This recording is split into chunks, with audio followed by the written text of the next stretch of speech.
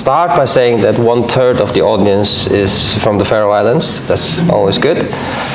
And I apologize for speaking English. I always feel a little, always feels awkward when I'm in Iceland that I have to speak English because of the similarities between the languages. But let's start.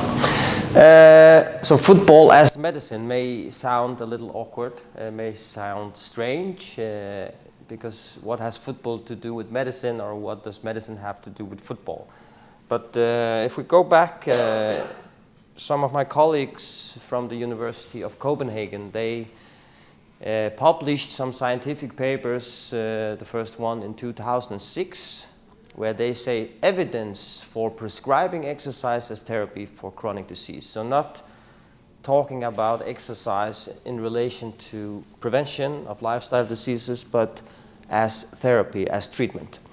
And then same authors, which are among the most published authors in the world, and one of them was actually nominated for the Nobel Prize some years ago, stated that exercise as medicine, evidence for prescribing exercise as therapy for 26 different chronic diseases. So showing that at the moment we know that exercise has a high potential as to treat various diseases.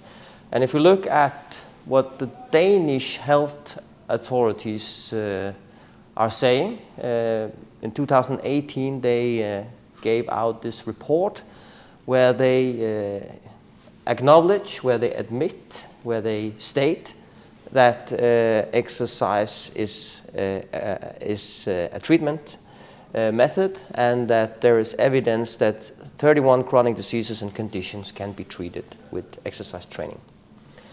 So that's a little where these things comes from. So the way we have approached this a little is that we try to understand what exercise does at a mechanistic or molecular level.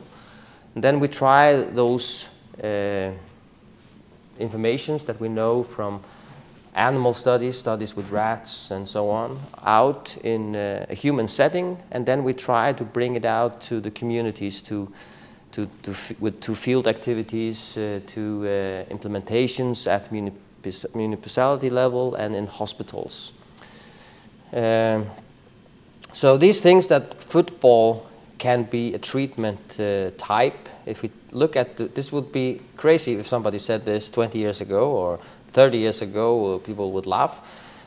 Some people are still thinking that this is a little challenging to adapt. But if we look at, since these authors stated that physical activity is a cornerstone in prevention but also treatment, we have seen these types of statements from scientific authorities around the world. So exercise is medicine and physicians need to prescribe it. So that's like a call out to medical doctors that you need to prescribe physical training.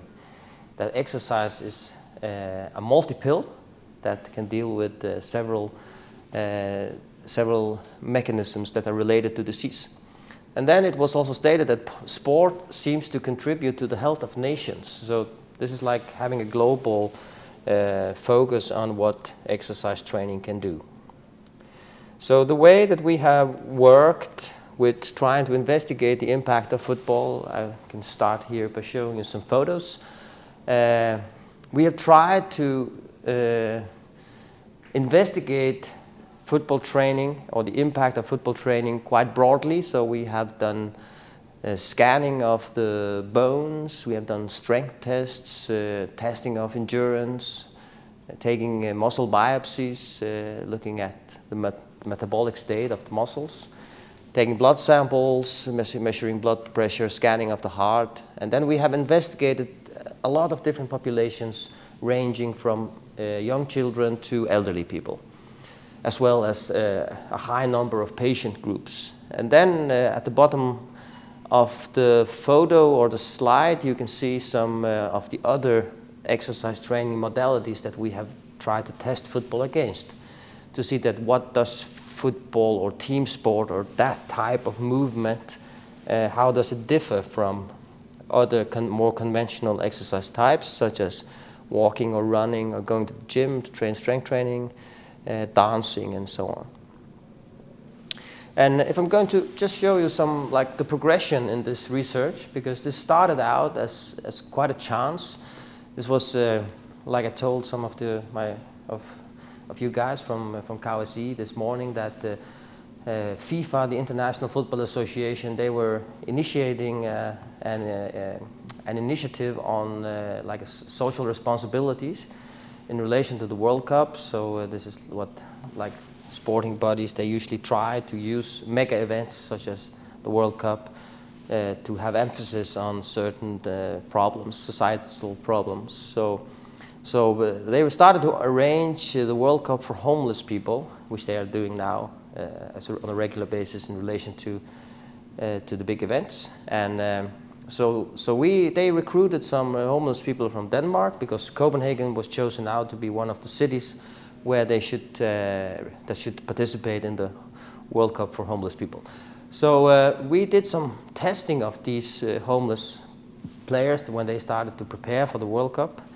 They had quite a poor health status when they started, and to our surprise, we saw that they improved in more or less everything that we looked at. And we didn't anticipate this when we started this pilot study. So we investigated that further in like low-level sports, football clubs, like recreational football clubs in Denmark, and then we also did some studies looking at people that have been playing football for several years. And we actually saw the same thing. We saw that when you play this game, or when it could be other types of team sports as well, but when you move like you do in a football game, you improve not only your cardiovascular health, your metabolic health, but also your bone structure.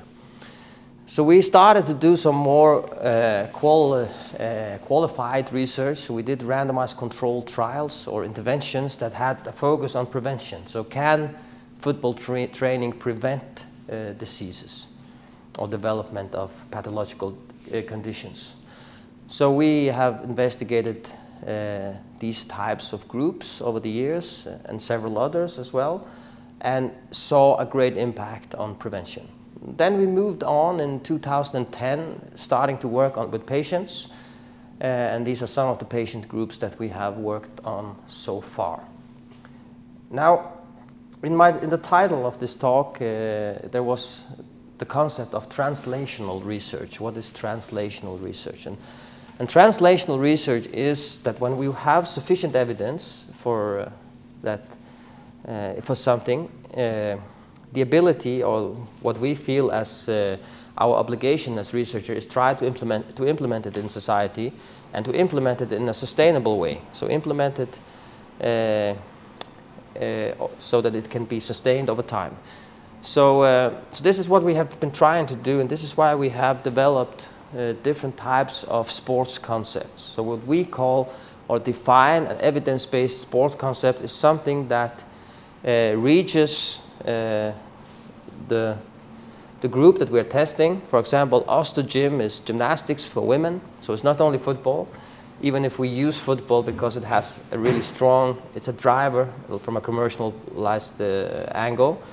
It's the biggest, it's one of the biggest, from a market value point of view, it's one of the strongest drivers that you can use. But if we look at the Ostergym for women, then we want to improve the bone health in those women, and then we test whether it can do that. But then we also test whether it's motivating, whether it can be sustained over time, and then we adjust these training methods until that we have something that we believe reaches all the different types of people. With the children concepts, we, for example, look at do we reach the girls to the same degree as the boys? Do we reach children that are experienced within a certain sport to the same degree as those that are those that are unexperienced to the same degree as those that are experienced? And are we targeting all different types of children independent on social background and ethnical background and so on? So this is how we develop these concepts. And we have made a model as well. The football is medicine model, and if we look at the top of the ball, of course it's a ball. It could also be the world, depending on how you see it. But where we describe that football is a really efficient way to prevent lifestyle diseases. It's a very efficient way to treat, and it has great potential in relation to rehabilitation of patients. And then in the middle we have what I'm going to show you in a while, like the description on that football is an all-in-one training, that you do endurance training, you do strength training, and you do training of your metabolic health in the same training session. And that is very important, because one of the limitations for people looking at what science tells us, one of the limitations for engaging in regular physical activity is time. That people do not feel that they have enough time. And this is why it's very important to have a model where you don't invest too much time, but it is very efficient. But then we have the lower half of the ball, which is that it's healthy, but it's also fun and social. And it works on intrinsic motivation instead of extrinsic motivation. So instead of that you go to the doctor and the doctor says, if you don't start to do something to change your life, it's going to be very, very bad for you, and you may be at high risk of dying. Instead you say you go to train because you like it, because you are being driven by internal motives. So you go there because your friends are there, you feel that you gain something socially, you have fun, you have good experiences, and that's what we think is really, really essential if this should be sustained over time. So this is the model that has been developed. But what we have shown is that if we have look at what football training is from a physiological point of view, then it is endurance training, because we see that the heart rate is very high, you lose a lot, you spend a lot of energy in the training.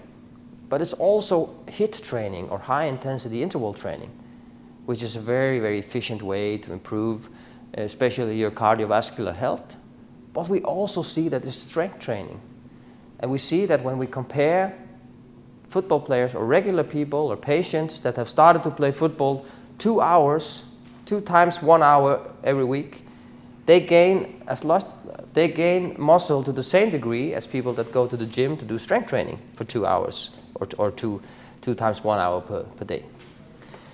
So that's very surprising for many people, because we often think that football players, football is not like a way to develop your muscle mass. But if you look at elite football players, maybe that will change your mind on that matter. Yes. Then when we try to sell football or team sports as a training method, it's not like we want to compete against other sports. It's not like saying that football is good and everything else is bad, but it's more to understand what is beneficial in a training session. But this is one of the first studies that we did where we compared football to different types of training. And if we start with in the upper left corner, so this is comparing jogging for 1 hour to doing interval running, much shorter but at a much higher intensity, to 1 hour of football training, to 1 hour of strength training, and then we have a control group. And then we look at different variables, and this is just some example, but this is basically a representative photo or slide of what we see in a lot of studies. And we see that if we look at the maximal oxygen uptake, which is the biggest mortality predictor that we have in the world. So if you have a high maximal oxygen uptake, you have a high endurance, you are really at low risk of developing lifestyle diseases. And we see that football is just as efficient as interval running within that parameter, while we see that strength training does not affect the maximal oxygen uptake. Then if we move on to the right corner, upper right corner, we look at lean body mass. And lean body mass, that's muscle mass. Then we see that football training is just as efficient as strength training in developing muscle. But we see that jogging and interval running, at least when you do it to the same degree, twice a week for 12 weeks, does not affect muscle mass. Then if we look at the decrease in fat percentage in the lower left corner, we see that jogging is good to change that parameter, but football is just as good. But no change in strength training and no change in interval running, maybe because the volume you spent too little calories in that type of training compared to football or running. And then if we look at changes in your bone mass, because we know that if you put a high stress on your bones, you get stronger bones and you increase your bone mass, which is very important in order to prepare for when we get older and to avoid osteopenia or osteoporosis, so poor bone health. And we see that football and strength training are the best way to improve that part. So we see that when we look at these variables, we see that football appears to be training of your metabolic fitness, your cardiovascular fitness, and musculoskeletal fitness. So you may do jogging and interval running and strength training in the same session. So you save time, which is very important when time is a constraint for many people in order to do this. So we have published a lot over the years since we started this. So in total, around 200 publications are to be found in the scientific literature on this matter. And we're working together with 250 researchers from 25 countries, and we have representation in all continents. It's mainly Europe, but we see that it's starting to spread out to other parts of the world. And later next month, we'll go to Atlanta in the States, where we also try to promote it in the US. So we have also given out or published some special issues, so special issues that only deals with this topic. So in 2010, we stated that football is a preventive training method. Then we moved on and saying that football is treatment, and then stating that football is medicine. So these types of special issues have been really important for reaching a global audience. Because of this vast amount of research, we have also been able to do meta-analysis. And when you look at single studies, so if you read the scientific paper and say that they found this and that, then you have to check it against all the other literature. You need to look at the entire literature to see whether a phenomenon is real or whether it's maybe just an artifact because of this study done in that specific setting on those people. That's why they saw the results that they saw. And then it's also impact. What is the level of the research? Where is it published? Is it published in a strong journal or not so strong journal? But when you have a lot of information, you can do meta-analysis, and that's like the strongest scientific design there is, and this is what changes the world. This is when you have enough evidence for people to change their practices. And we see that when we look at the maximal oxygen uptake, which I told you is the strongest single parameter that gives you a very precise measure of your health, of your general health, and also your risk of death and your risk of mortality. We see an 11% increase, which is really, really large clinical importance. That's that effect size. And then we have, in this study, only looked at studies that are 12 to 16 weeks. So within 3 to 4 months, you can actually have large improvements. So I'm not going to show you all of these. I'm just going to show you some snapshots of some of these studies. But I can take out some single studies that we've done. This is a study that we did with some cardiologists, where we tested football against standard care. So we test what if we challenge the health system a little and say that we're going to look at how are they treating people with hypertension. So this is a group of men with arterial hypertension, so with too high blood pressure. And what we do here is that in 6 months' time, so in 6 months, there is a doctoral advice group. So they go to the doctor, and the doctor tells them, you have too high blood pressure, you need to do this and that. So then we look at the effect of what the doctor and what the health system is providing. But then we add the football. So the black bars show what happens if you go to the doctor, you get doctoral advice, but in addition to that, you get into systematic training with football. And we see markedly larger effects on your blood pressure, and we see that there's a large decline in your systolic and your diastolic blood pressure of adding the football training to the standard care that the health authorities are providing. But in addition to blood pressure, we know that patients with too high blood pressure, they have a lot of other risk factors for other diseases as well. So if we look more broadly at their health status, we see that football training also improves a lot of other stuff. So instead of isolating our view on only the blood pressure, we see that they improve their fitness, they improve their body composition, and several other risk factors for lifestyle diseases. Yeah, let's look at some other variables and some nice photos of some of the population groups that we are working with. And here we have meta-analysis data showing large effect on blood pressure, large effect on cholesterol, blood cholesterol levels with football training within 12 to 26 weeks. Before I'll show you some other information and also some videos, I can tell you a little about this study. This is called the SOS study. SOS stands for Svim og Spel, swim and play in Faroese. And this was a study that we started out on the Faroe Islands 10 years ago in 2013, where some very nice ladies on the Faroes started to play football as part of a study. Some were swimming and some were playing football, and then we tested swimming versus football in this study. They were hypertensive when they started. This is a photo that was taken a year ago, so this is quite a new photo of some of them.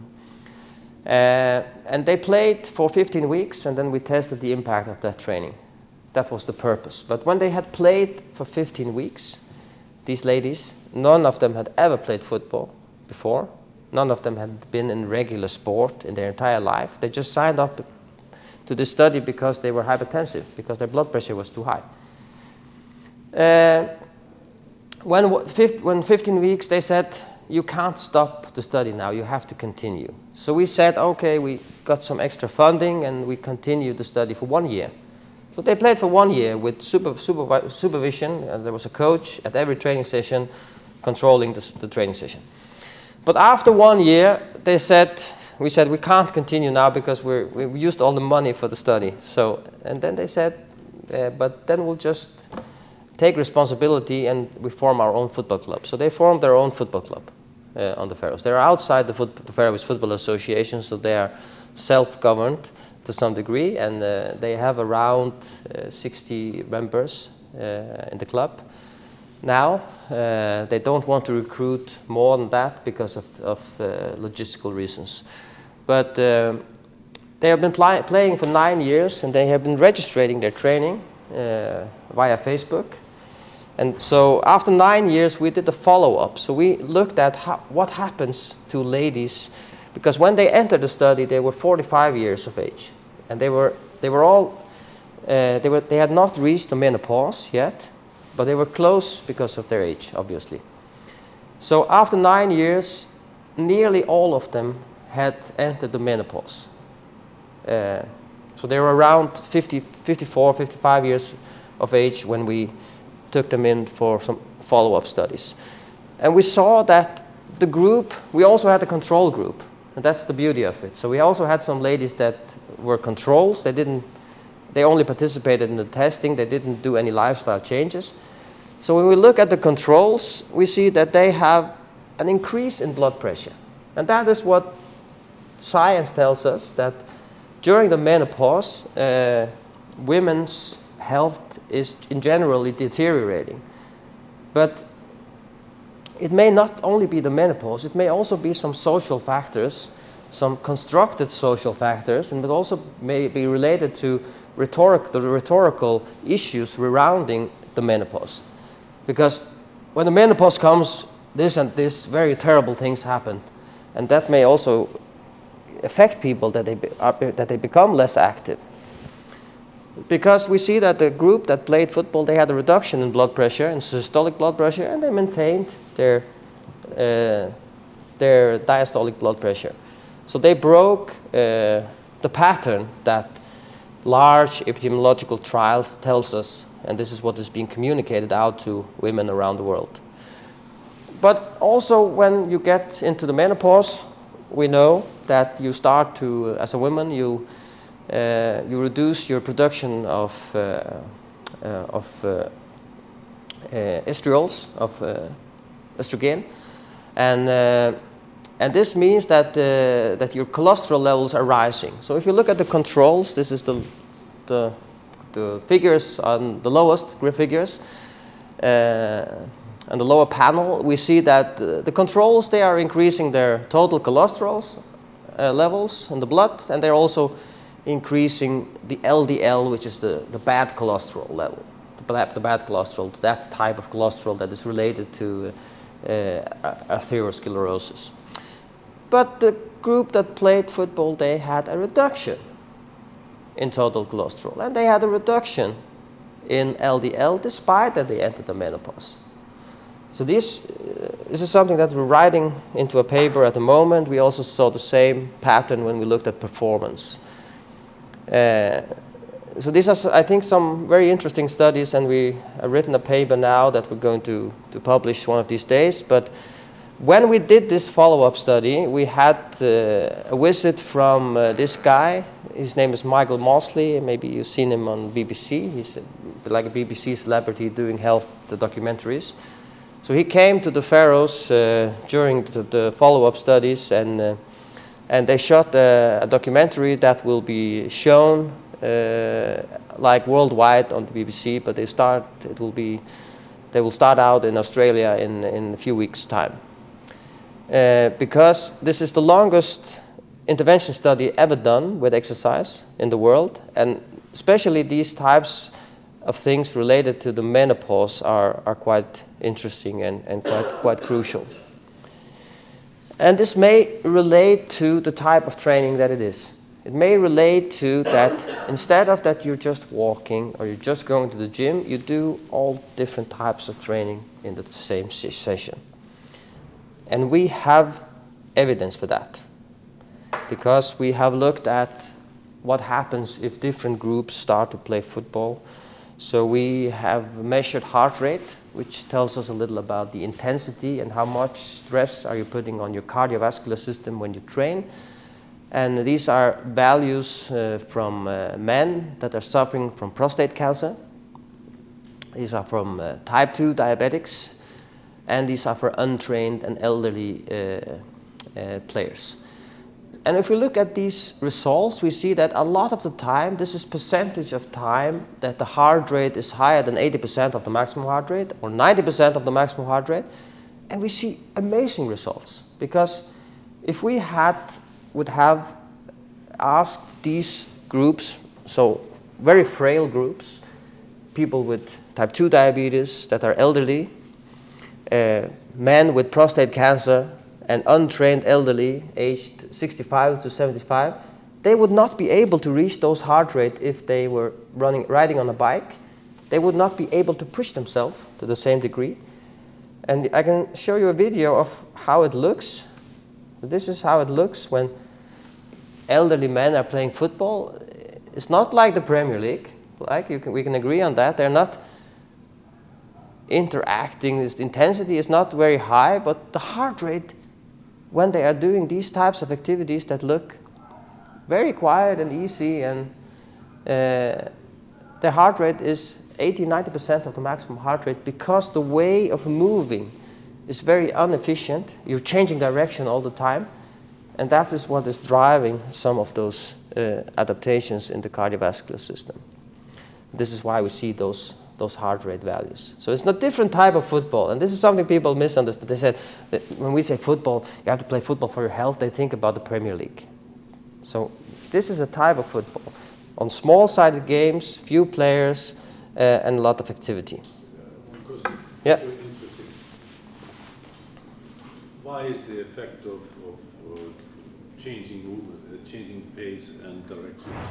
Why does it have this effect on the body? Yeah, but firstly, it's if you think about the heart rate, is that you're using different energy systems. So if I'm walking like this around, I'm in balance. So my heart rate goes up to this level and it stays very low to create enough energy for my actions. But when I'm doing this and changing direction, like the cardiovascular system has difficulties of reaching a level that can sustain those activities. And this means that even if elderly people are moving like this, it's very stressful from a physiological point of view. Because it's a very inefficient, from an energetic point of view, it's a very inefficient way to move. This is very interesting. I'm a trainer. Yeah. Because this helps you to design and train the exercises that you make. Instead of just running forth and back and doing regular movements, then you change the program. Yes. To do random directions, random movements, and random pace. Yes. Pace. Yes. That would be very interesting. And again, if we look at like what is the impact on the musculoskeletal system, then we have tried to look at what types of activities do normal people or elderly people or patients do when they play football like this. And they sprint, they run backwards, they run at different paces, but they also sprint, dribble, turn, tackle, and they do this like discrete movements. And we try to quantify these as well to see how much are they actually doing. And then we also see some like types of associations or correlations between, for example, how many decelerations, how many stoppages do you do, and how much impact is there on your bone health, where we see a very clear connection. And to your question is also that if I'm running and I know where I'm going, then every time I'm turning, I know my nervous system tells me, okay, now I'm turning this way. But if I'm running like this and now the ball is dictating or another player, then I'm always too late. So this means that the stress that there is on the muscular system, but also on the bones, is markedly higher than if I'm aware of where I'm going. So it's also a way of challenging the nervous system and the body, and this is why we also believe that there are some cognitive effects of this training method, that this is something that we're working on to test as well. And the same is when we look at energy system, we see that we're using both the anaerobic system and the anaerobic system, the aerobic system and the anaerobic system. So we're also using all muscle fiber types. So we're using the slow twitch fibers, those that are designed to do low intensity activities, but we're also using the explosive fibers. And even patients, even elderly people are doing that. And this is a problem maybe for when you reach a certain age, you have problems of activating all your explosive muscle fiber types because you slow down your pace and your way of living, and then you start to lose those fibers that are helping you to avoid falls and fractures. Yes, I'm going to skip this, and we're approaching the end, Davor, or should we continue? You haven't mentioned one thing that yes. We emphasize on in our training is balance. Because as you get older, you lose your balance. But one of the parts with playing football that you have to maintain in balance. Exactly. When you play the ball, because you are changing directions. And yes. You always have to be in balance. And in 5 minutes, I'm going to show you some data on that. So, but you know this is FC Barcelona. If you just see that, every child in the world, every person, if you go into the Amazonas, they will know that. If you go to China, they will know that. So everybody in the world knows that. So, and for many people, that's their favorite football club, FC Barcelona, but in our group of researchers, this is our favorite football club. They're called FC Prostate. Because this is a very fantastic story, because these were some, a study that we started out when you have prostate cancer, you are treated with a medication that blocks your testosterone. So when you block the testosterone, you, as a man, you lose the effects of testosterone, which has a large impact on your obviously your sexual abilities, and therefore also your self-confidence, your mental health, and so on. But also you lose muscle mass, and you also lose bone mineralization. So your bone health and your muscle health is deteriorating markedly when you are being treated with this. So we did a very nice study early, and then we have done many studies after this one. But I can show you the first one is that when these men were set into, were started to be treated with testosterone blockers, we had them randomized into a control group and a football group, and then we tested the effect on strength. And the bars are showing like the impact on the average person, and all the dots are individual patients. And we saw that those men that entered in the football group that played football during treatment, they improved their strength. So they improved their strength despite that they had their testosterone blocked. And when we looked at their bone health, and this is some sites in the hip, but also in the lower spine, this is where fractures normally happen, we saw that the gray, light gray is the control group. They are going in the wrong direction. They are losing bone mineralization, which happens when you do this and you don't train, while the football group is actually improving their bone health. So since that, there have been a lot of studies, also with psychologists, looking at positive effects on quality of life when these men that are treated with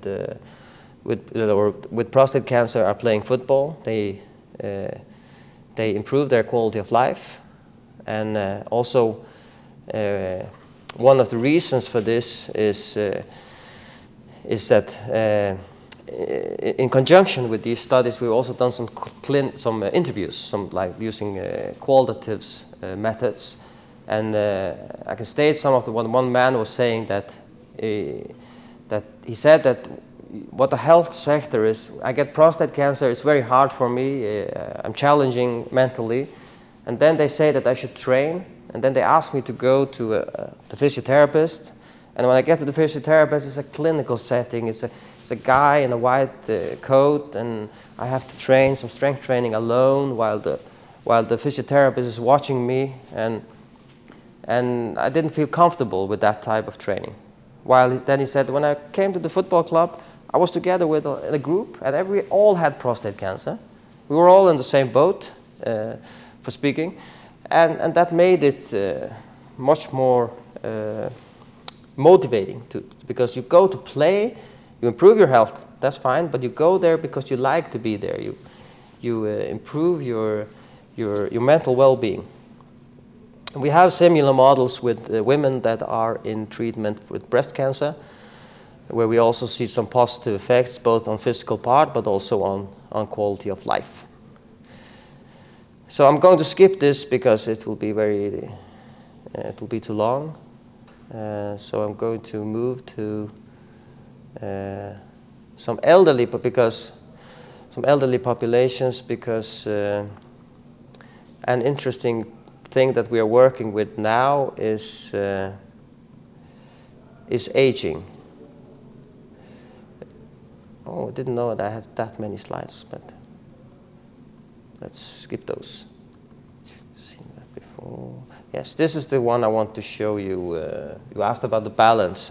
So another design that we're using also is that we try to look at people that have been playing football or handball or other team sports for their entire lives, and we compare them to other people. So this is slide looking at the upper panel. You can see rapid muscle force or rate of force development. How fast can you develop force? where we compare 30-year-old untrained men with 70-year-old football players. So men that have been playing football for their entire life, and we see that they are just as strong as untrained 30-year-old men. So you can actually, to say it in a very popular manner, you can alter 40 years of aging when it comes to strength by playing regular football. And they are markedly stronger than men at the same age that are not doing any type of exercise. Then we tested them also in a balance test. So this is the number of, so the lower the value, the better the balance. And we see that they have a balance that is similar to 30-year-old men and a much better balance than age-matched group men. And the same is if we look at the bone mineralization. If we look at the bone mineralization for men that have young football players and old football players, they have markedly stronger bones than age-matched controls. But before I stop and shut up, I'm going to tell you that one area that we have seen this at meta-analysis level also, but one of the areas that we're working a lot on now is on biological aging, because we know that training is anti-inflammatory. We know that when you train, you produce a lot of substances that have an anti-inflammatory effect on your body, and we know that aging is very much related to inflammation, chronic inflammation. So, it's possible to measure how old you are from a biological point of view by looking at a structure in your DNA or on your chromosomes called the telomere.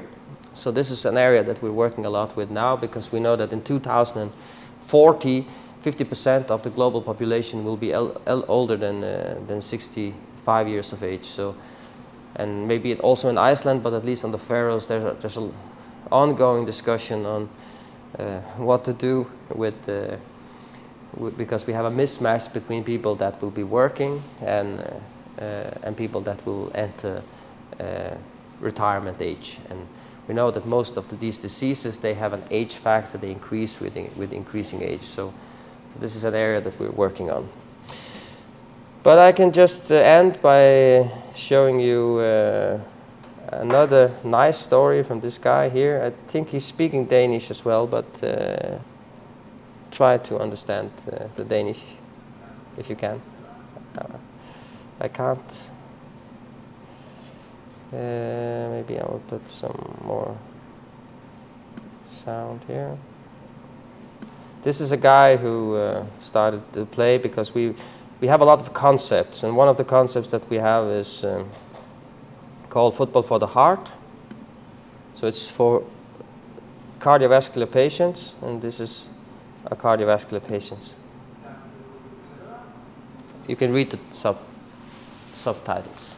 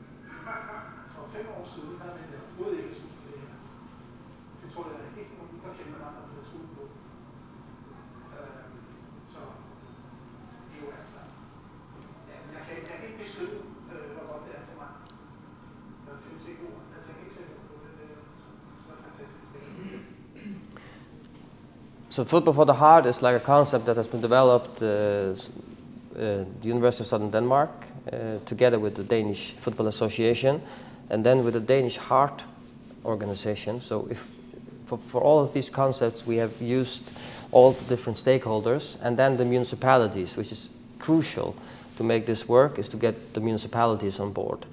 So this is an option for people that have had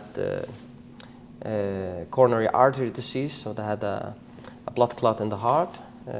They have this opportunity, and then there's a course course manual, and we deliver the courses. And in the courses also how you do it, because when you are a coronary artery disease patient, you are at risk of getting another heart attack.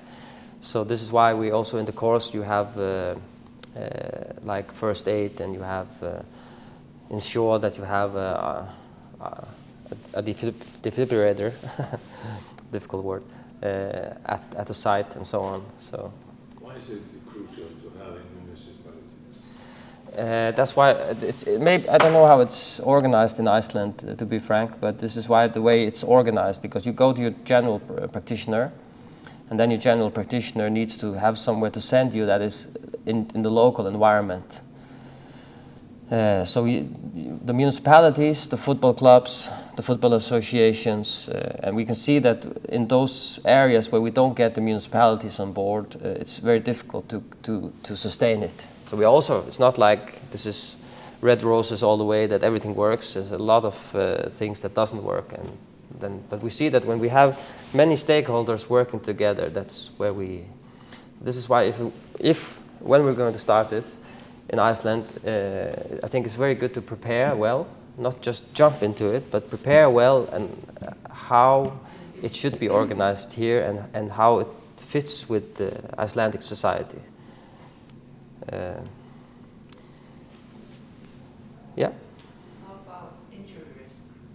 Yes, that question always comes, so that's why I'm prepared for it. When we start out, many people playing football, we have some injuries. We haven't done like a really qualified epidemiological studies to assess injuries, but we could have done if we started early collecting data. But since we started to collect data, the risk is relatively low, because when you play football, the full game, 11 versus 11. If you look at Betri Deild, how's the name? Úrvalsdeild. Besta Deild, yeah. Besta Deild, or the English Premier League or something like that, we see that 80% of all injuries are when you play a competitive game 11 versus 11. So only 20% of the injuries in football players playing in competitive scenarios occur in training. So that's firstly, we take out that variable. We don't play competitive games. And we don't play on large fields. We play on really small fields, and that's maybe the most important thing for reducing injuries. Then we have certain rules. We don't step on the ball to avoid falls. We always tell people to have like social overview when you play. So if you are like fast and strong and you play against someone that is maybe a little behind you, you take care of that person. And then we have a warm-up, which is a scientifically based warm-up that we also think is preventive. And then we have added, will not show that today, but in those manuals we also have some strength training elements included that we try to include. But when sometimes we have injuries. We have had Achilles tendon ruptures occurring.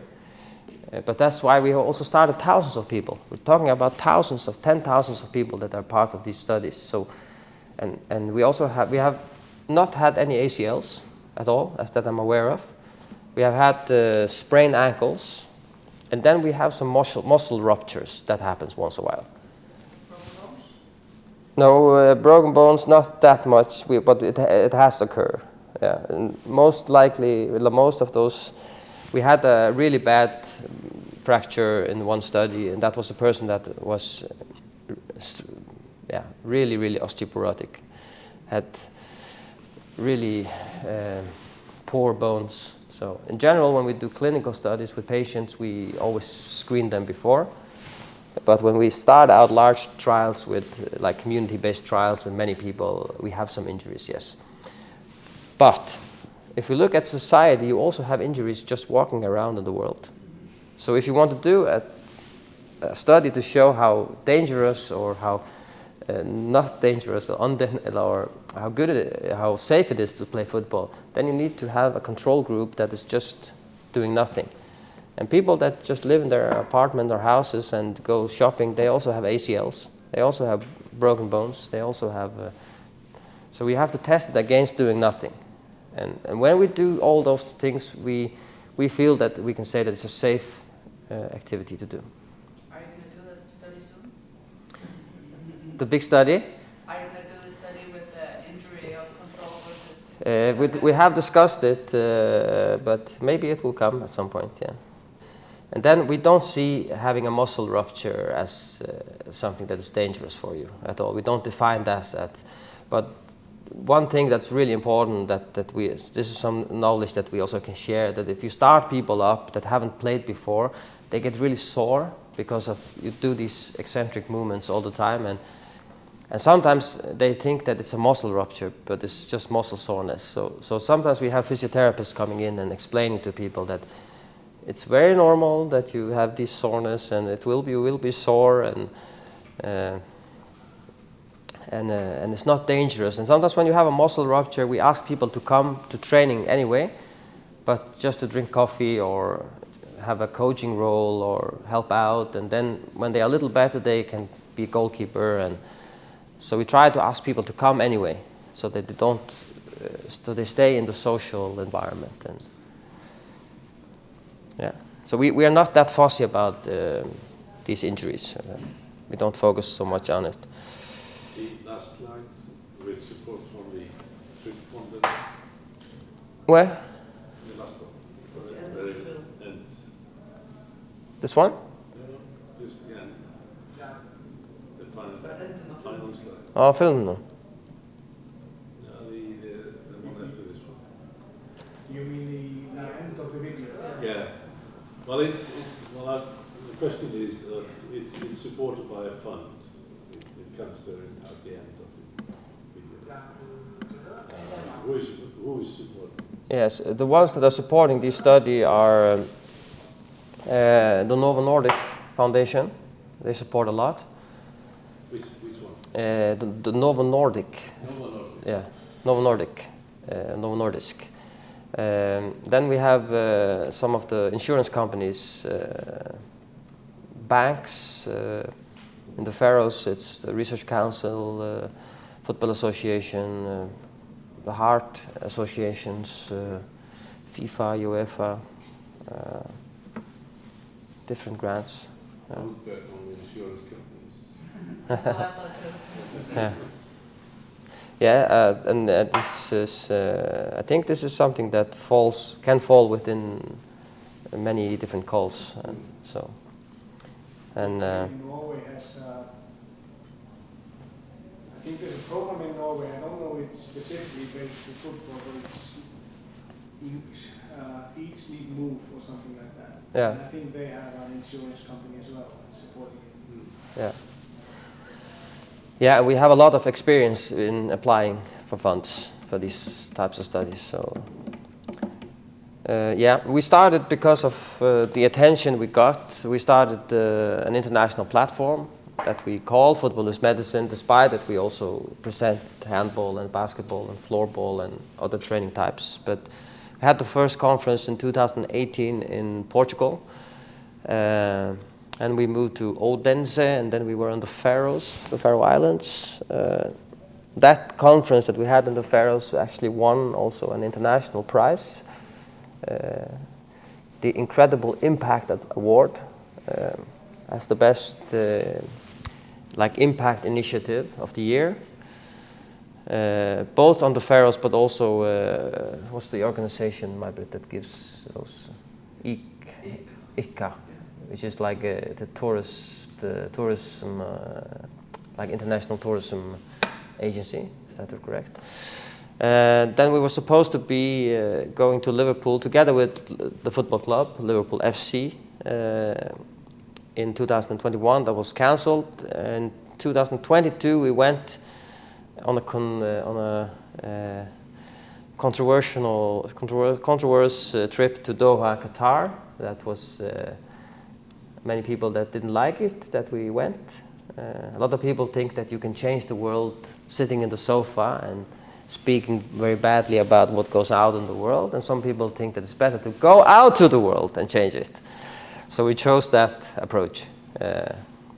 And it was fantastic. We had 1,000 attendants attending that conference, and we had also some practical sessions. And for the first time ever, I was told that we had mixed gender training in Doha, in Qatar. It's the first time because in general they have regulations that men and women should not train together. So that was, I think, a successful conference at the end of the day.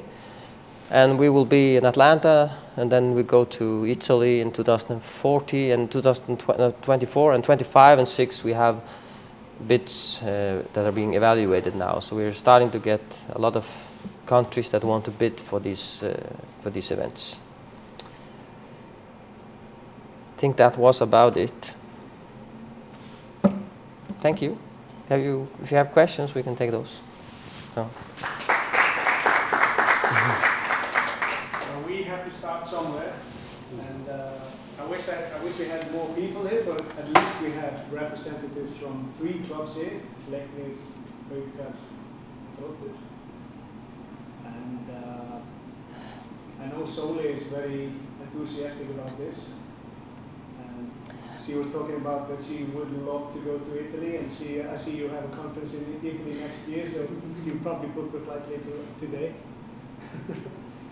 No, but I think it's in January. So it's quite. So you can't book the flight now. So. No, but like I said, we need to start somewhere, and it's been great having you here and seeing all the research that have been done, and me and Sole were speaking this morning that we need to get the universities on board as well, to present them with the studies and the conclusions from these researches done, and try to get them on board and consider our next steps. It will be possible maybe to have a meeting at some point where we can maybe get the university, some people from the university to attend, and maybe have more people from clubs. And so I think that now you know what it is, or have an impression of what it is, and we go out to have fun now. You can see that it's also fun. You can participate if you like in the training that we will do, or you can just watch. It's up to you.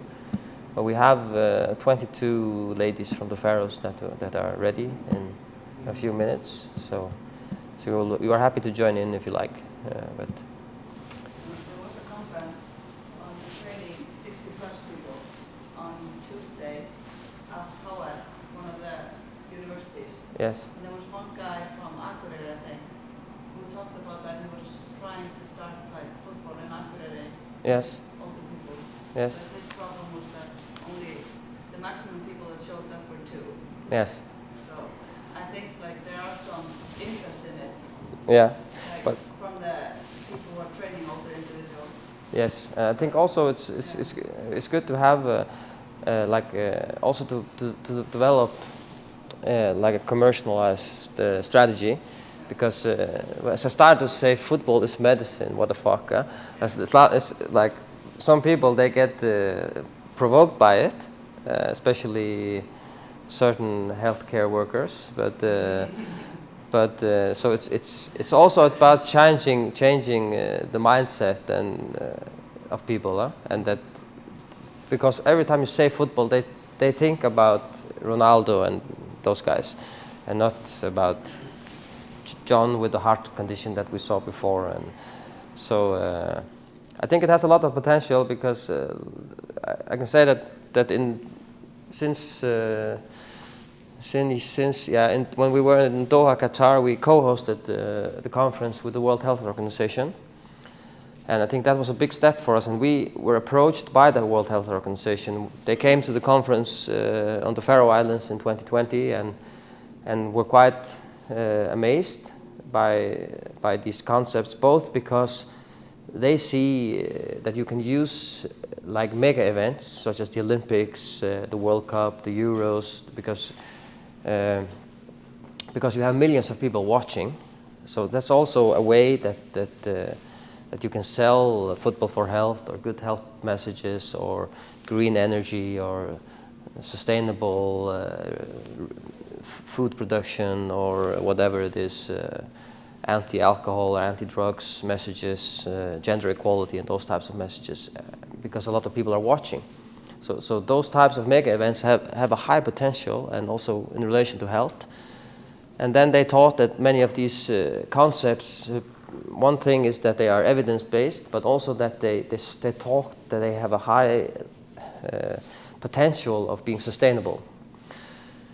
So we will work together until at least until 2024 with them, trying to reach a broader audience also globally. What would be interesting to see, we must have that slide somewhere, is you talk about the program, and then what's included in the program. What do you have? What are the elements of a program? And how does it interact with the different other elements? If you have 10, 15 elements that you have to have in place for this to work, and then you can build up these satellites into a holistic system. That would be something that we would need to then introduce to insurance companies, to the municipalities. This is a program. Yes. We have a program. Yes. In place.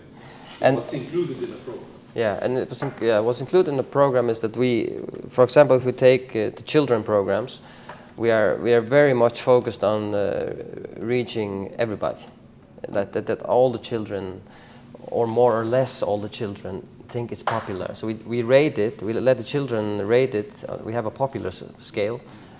We also have like different types of scale where you can, like mental health scales and flow scales and happy scales, where we look at also the acute impact it has on a child to do this activity compared to others.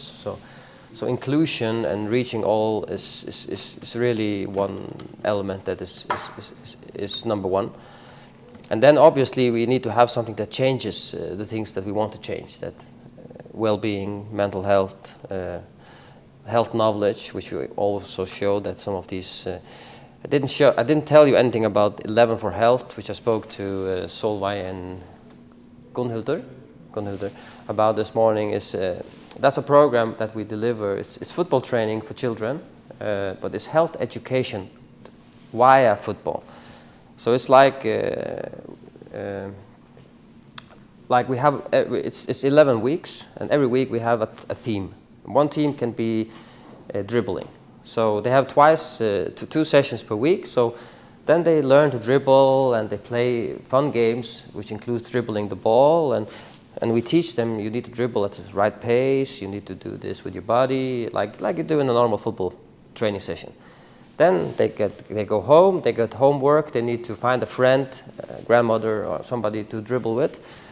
And then they do that, and then they come back maybe on a Tuesday, same week. And they're still dribbling on the team, but now they have to dribble. We ask, what do you have to dribble around in life? You would need to dribble away from cigarettes, away from drugs, from alcohol, because these are 10 to 12-year-old children. And then we talk about them. Okay, smoking, what does it do to you on the pitch? And then we play games. For example, in a catch game, you can be caught by a cigarette, and then you have to stand still. But then you can deliver the cigarette to a friend, and then you can play again. And this is something that children understand. So they are active, and at the same time they learn health messages. So we create like symbolic connection between a football skill and a health message. And then passing, if I pass the ball to you, I have to pass it at the right pace, I need to, the right direction, I need to pass it gently, because then you can receive it, control it, and use it. Okay? If I pass it very hard, you can't use it. Or I pass in that direction, you can't use it. So we do the same. We do passing games. They have fun. They play. They pass. They go home, train with the grandmother. They come back on Tuesday. Then we say that we also pass messages when we communicate. So if I communicate to you and I communicate empathically, gently, with the right voice, you can use it. You understand. you don't get offended by it. But if I speak very hard, and you can't use it to anything. The children understand that. Then we talk about, we don't say that if you eat chocolate, you get obese. We say that you can be in energy balance, or you can be out of balance, or you can be out of balance in that way. And then they have like a dribbling court. They dribble back and forth, and because the court is quite narrow, sometimes they go out in this direction, and we stop. Hey, where are you now? And then the children say, I'm in the underweight, or in the underbalance area. And then we ask, why do you get in underbalance? And the children say, if we don't eat breakfast every morning, if we don't have regular meals, we can easily get in underbalance. Okay. And then the ball goes in that direction, and they say, oh, why do we give when we are in overbalance? Why are we in overbalance? Oh, that's why maybe if we drink cola instead of water, and so on. If we eat a lot of junk food, we have a risk to go there. This is something that children understand. And then we put in Princess Chocolate and King Chips and Mr. Don't Eat Breakfast. They go in, and Mr. Don't Eat Breakfast, he kicks the ball in that direction, and Prince Chocolate, he plays the ball in that direction. This is something that then we communicate with the children about these, and the messages is something that we made with psychologists. How can we deliver this to children, and what is appropriate to this age group? Then we do this trial, and then we test for health knowledge. How much did you learn on physical activity, on communication, on nutrition, on mental health, and so on? This is a really good program. It's perfect for implementation in schools, and we have shown also in the Faroes, which is a community that is very likely to Iceland, that it improves your physical health. It also improves your quality of life, especially in the girls, right, Maj-Britt? And then they rate it as popular. The children, no, the girls think it's just as popular as the boys. The only children that sometimes complain about it are those that are playing at elite level or competitive, because they get frustrated by it, that they sometimes have to hold hands when they play football, and everybody has to touch the ball before they score a goal, and they don't like those things. So. But then we say, you have fantastic skills as a football player. So now you have to be in another role. Now you are not the star, now you help the others to become stars. But that's why we try to use those that are playing as a resource instead of... That's it. A lot of programs. Also have programs with other sports and so on. All right, let's play.